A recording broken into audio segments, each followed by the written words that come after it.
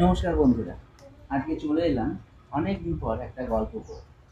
আজকে একটা গল্প বলবো, সেটা হচ্ছে এক দুঃখী রানীমার গল্প এবং তার সন্তান সেই রানীমাকে কীভাবে তার পদ পুনরায় ফিরিয়ে দেয় সেই গল্পটা। তো এক দেশে এক রাজা ছিল, তার 4-5টা রানী যেমন থাকে আর কি। তো ওই ছোট রানীটার প্রতি সবাই একটু রাগ ছিল।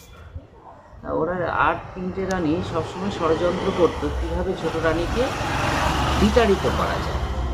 একদিন কি হয়েছে, এদিকে ছোট রানী এবার হাতের রান্না খুব ভালো ছিল, হাতের রান্না ভালো ছিল, ব্যবহার ভালো ছিল, মানে সব দিক থেকে বলে রূপে লক্ষ্মী গুণে সরস্বতী এরকম। তো যাই হোক, একদিন এই ধন্দে থাকতে থাকতে থাকতে থাকতে একদিন তারা ওই 3 রানী সুযোগও পেয়ে গেল ছোট রানীমাকে অপদস্থ করার আর এই রাজ্য থেকে বিতাড়িত করার এবং রাজার চোখে মানে চক্ষুশূল করে দেওয়া। যাই হোক, এমন সময় এই খেতে দেওয়া হয়েছে, বেশ পঞ্চব্যঞ্জন সাজিয়ে খেতে দেওয়া হয়েছে, কিন্তু সেই রানীমা খেতে দিতে গিয়ে বাতকর্ম করে ফেলে, অর্থাৎ বায়ু ত্যাগ করে, যেটাকে আমরা গোদা বাংলায় বলি পেদে থাকে। তো এই না শুনে অন্যান্য রানীরা এই তককে তককে ছিল, সুযোগ পেয়ে গেছে, রাজামশাইকে গিয়ে বলেছে, হ্যাঁ এই কেমন স্ত্রী যে স্বামীকে খেতে দিতে গিয়ে অপবিত্র কাজ করে, হ্যাঁ ওকে এক্ষুনি বিতাড়িত করতে হবে, তাড়িয়ে দিতে হবে, এই রাজ্য থেকে, এই রাজপ্রাসাদ থেকে তাড়িয়ে দিতে হবে, এটা আমাদের দাবি।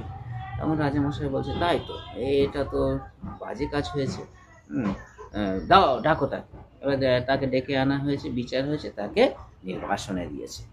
এই সময় সে ছিল অন্তঃসত্ত্বা। তো অন্তঃসত্ত্বা ছিল, তো সেই সময় ওই গিয়ে কি হলো, সে কাঁদতে কাঁদতে বাইরে বেরিয়ে গেল। বাইরে বেরিয়ে গিয়ে এইবারে একদম সীমার বাইরে গিয়ে কাঁদছে। একজন চাষা, গরিব চাষা, তার দেখে মায়া লেগেছে। বলছে, তুমি এখানে কেন, তুমি রানীমা?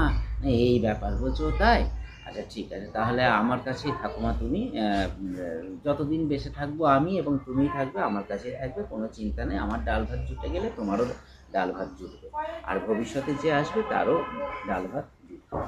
তো এই করে সে বুড়োর কাছে গেল, চাষির কাছে গিয়ে বড় মানে থাকতে লাগলো। কয়েকদিন পর সে তার একটি ফুটফুটে পুত্র সন্তান হলো, অর্থাৎ রাজকুমারের জন্ম হলো। এদিকে রাজা তো কিছুই জানে না, সে তো তাড়িয়ে দিয়ে মশগুলে আছে অন্যান্য রানীর সঙ্গে, তারাই এবারে হাতে চাঁদ পেয়েছে, এরকম অবস্থা। তো যাই হোক,